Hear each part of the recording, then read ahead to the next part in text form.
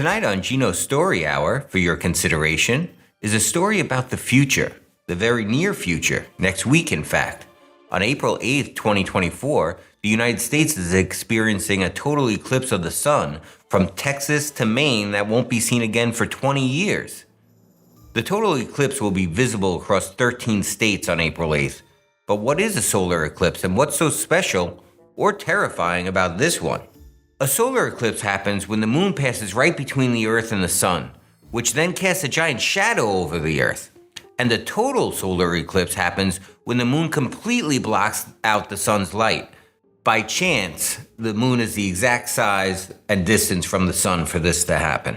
People have always been freaked out by eclipses. The sun turning black in the middle of the day has an ominous feel to it, even if you know it's coming. The Incan people interpreted solar eclipses as a foreboding sign of the sun god Inti's immense displeasure, often necessitating a rare human sacrifice. The ancient Chinese believed sun dragons were eating the sun. And in North America, various indigenous tribes believed that squirrels were gnawing away at it. Even modern-day descriptions of eclipses can sound otherworldly. After seeing an eclipse in 1979, author Annie Dillard wrote, "At once, this disk of sky slid over the sun like a lid. The sky snapped over the sun like a lens cover. The hatch in the brain slammed. Abruptly, it was dark night, on the land and in the sky. In the night sky was a tiny ring of light. The hole where the sun belongs is very small. A thin ring of light marked its place. There was no sound. The eyes dried, the arteries drained, the lungs hushed. There was no world." But now we have science, which tells us that eclipses are probably not caused by the sun getting eaten by small animals. So why would there be any concern about an eclipse in 2024? Leave it to the internet to come up with some interesting theories. Theory 1. Planet X, or Nibiru. Since the theoretical discovery of Planet X orbiting the sun somewhere that we cannot see, there have been theories about a Nibiru cataclysm. Amateur astronomers have recently taken to TikTok to say that something is not adding up with the upcoming eclipse. They say that the moon will still be in Aries at the time of the eclipse, which would not allow the moon to block out the sun, because it would be astronomically impossible. Instead, they theorize that Nibiru will be blocking the sun's path. Some Anunnaki haters believe that it's even more sinister, that Planet X is no planet at all, but a fast-moving, ill-intent spaceship on its way to smash into us, steal our gold, and possibly harvest our organs as a favor to the Cabal, who's been keeping things on the down low for them for the last 3,600 years, depending on who you ask. Don't get too excited about Nibiru cosmically creeping through our solar system. The same claim was made by David Mead, a conspiracy theorist who made predictions for years that the world would come to an end in September of 2017, believing that following the total solar eclipse on August 21st, that the planet Nibiru would emerge, setting off a month-long collision course with the Earth, concluding with the world's destruction in late September. So was he just 7 years off? Or off altogether? Or could the government be planning something else? Theory 2. The eclipse is a planned government event. Did you lose cell service a few weeks ago? Many people did. Some for the better part of a day, causing an alarming amount of chaos within only a few hours. There were people storming into AT&T stores asking why their phones were out. Even emergency services were down, and those typically will work on a phone even if it's an old cell phone with no service. No official reason was given for this, though many believed it was a cyber attack by Russia or China. Some believed something even more frightening, that it was the United States government testing out EMPs and seeing if they could bring down their own citizens' cell service. To add to this panic, we have the deployment of the National Guard. Specifically, there's been a viral post that has been circulating asking why McCurtain County, Oklahoma is calling up the National Guard during the eclipse. The TikTok creator filmed the incoming military vehicle stating, "This is getting wild. The National Guard is going to be here now for the solar eclipse. But things are getting much weirder. An elite chemical, biological, radiological, and nuclear unit will also be housed nearby during the eclipse." The National Guard confirmed their presence in a news report as routine, but why is such preparation happening? Could it be that the government is running its first large-scale test of Project Bluebeam? that the sky will either be filled with a bunch of starships and aliens or even gods and religious figures projected into the eclipse sky.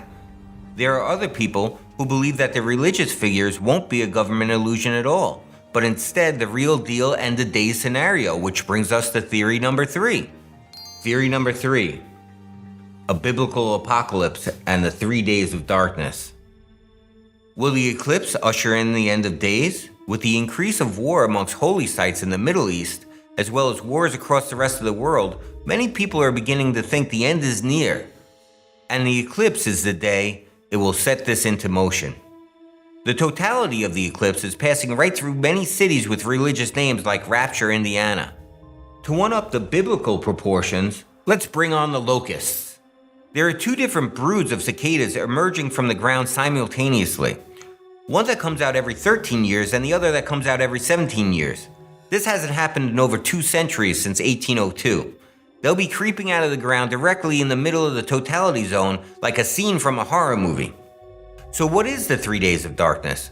The most famous quotation about this event was made by the Italian mystic Anna Maria Tiaggi. There shall come over the whole earth with an intense darkness lasting 3 days and 3 nights. Nothing can be seen. And the air will be laden with pestilence, which will claim mainly, but not only, the enemies of religion. There shall come over the whole earth an intense darkness lasting 3 days and 3 nights. Nothing can be seen. The air will be laden with pestilence, which will claim mainly, but not only, the enemies of religion. It will be impossible to use any man-made lighting during this darkness, except blessed candles. He who out of curiosity opens his windows to look out, or leaves his home, will fall dead on the spot. During these 3 days, people should remain in their homes, pray the rosary, and beg God for mercy. All the enemies of the church, whether known or unknown, will perish over the whole earth during that universal darkness, with the exception of a few whom God will soon convert. The air shall be infected with demons who will appear under all sorts of hideous forms. So many people are saying, seal up your windows and doors. A stern warning from 200 years ago. However, recently, Atho Salome, who is considered the living Nostradamus, is now cautioning the world about 3 days of darkness. He believes that a magnetic sun ray, potentially on a direct path towards the Earth, will lead to a CME, a coronal mass ejection.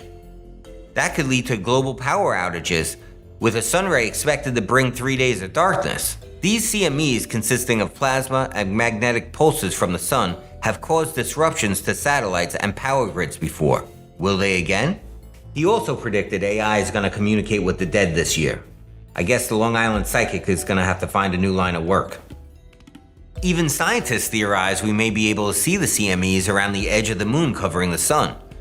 And if CMEs don't take down the power, could an earthquake? Theory number 4, earthquakes on the New Madrid fault line. Our fourth and final theory may be the most frightening of all because no one is controlling it. Not me, not you, not the government, not aliens, not a prophecy. Just the planets themselves. Science. There are 3 major places where an eclipse earthquake could occur. California, where the San Andreas fault line is, the Pacific Northwest, where the Cascadia subduction zone is, and the one that people are most focused on in the Midwest, where the path of totality of the eclipse will be, the New Madrid fault line. It is now believed that in 1811 and 1812, the earthquakes on the New Madrid fault line were even worse than the San Francisco earthquake. The solar eclipse on April 8th is preceded by a lunar eclipse that we had on March 25th, and it's believed that both these eclipses will once again impact the fault line, causing not only earthquakes, but also possibly tornadoes and other weather anomalies, like severe thunderstorms. The idea is that increased tidal stresses during a new moon, which is required for a solar eclipse, make it more likely for a large earthquake to happen. In an article published in 2016 in Nature Geoscience, it was noted that the large subduction zones are highly sensitive to changes from tidal stresses. By analyzing and simulating tides in the 2 weeks prior to large events, such as Sumatra in 2004, Chile 2010, and in 2011, Tohoku, they found that earthquakes tended to occur during the full or new moons. I'm hoping that none of these apocalyptic scenarios comes true next week. But what do you think? Are you properly prepped for the 3 days of darkness or an alien invasion? Will we need to ride through the streets Paul Revere style announcing Nibiru is coming, Nibiru is coming? Or is this a test of Project Bluebeam? Or are you like one of the astrology girls, charging up their crystals, thinking that this is a time for new beginnings, and a time to turn around, bright eyes? Whatever you believe in, remember to keep your dollar store eclipse viewing glasses on for your protection, and have fun staring directly into the sun.